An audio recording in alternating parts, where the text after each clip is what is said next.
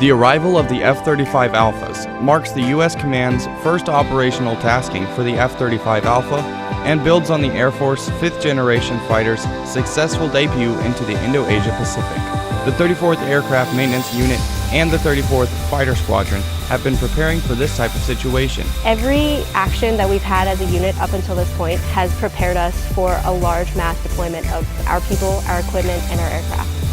So I'm really looking forward to exercising that in real life and really testing our capability.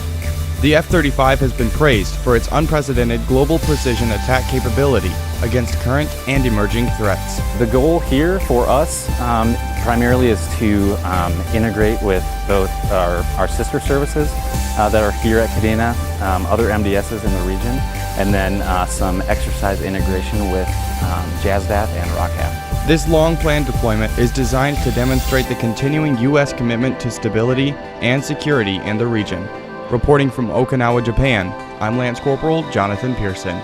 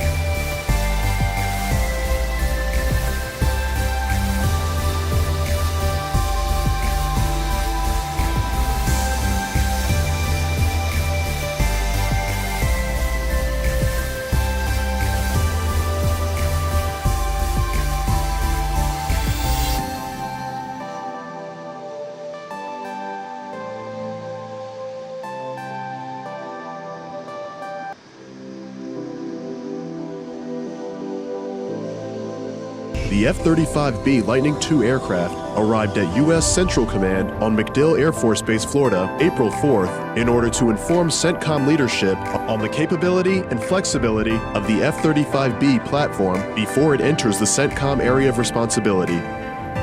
We want to ensure that the members of the staff, the CENTCOM staff, understand how to properly employ the F-35 and understand both our capabilities, specifically the F-35B, so they understand how to best employ the aircraft in support of the Joint Force. Well, it's a pretty big deal, not only just for CENTCOM, but for the Marine Corps. I mean, this is the newest and most lethal aircraft that the Joint Force has, and the fact that it's coming into the CENTCOM theater and potentially seeing some combat operations is a pretty big deal. So the Marine Corps has always had the ability through the MAGTF to do a broad range of combat operations. But now when you put an F-35 Bravo as part of the air combat element, now increases the capabilities of what the MAGTF can provide to the combatant commander. What we want to do is we want to make sure that this jet helps out the entire MAGTF. So this is specific for MAGTF operations. We're also going to help out in the joint environment as well, both in air and on the surface. And that's kind of the big picture. That's why we're here at CENTCOM, what we can do for the joint fight. And then, as always, we're here to support the Marine Riflemen on the ground. I think as a planner and for other Marines that perhaps aren't familiar with the F-35, they need to understand that the F-35 is more than just an aircraft. It's a system of systems that's flying. It's got sensors. It could do low observable aircraft. It could do anti-access aerodynamic capabilities. So it's more than just simply an aircraft. So you have to think a little bit different about how you plan and employ this capability in support of combat operations.